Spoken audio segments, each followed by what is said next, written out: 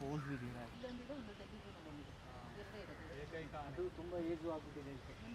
Africa ಅನ್ನೋದು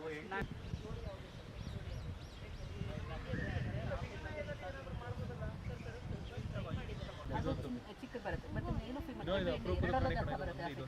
ಅದೇ ಹೇಳ್ದೆ ನಾನು ಈಗ. ಎರಡರಲ್ಲೂ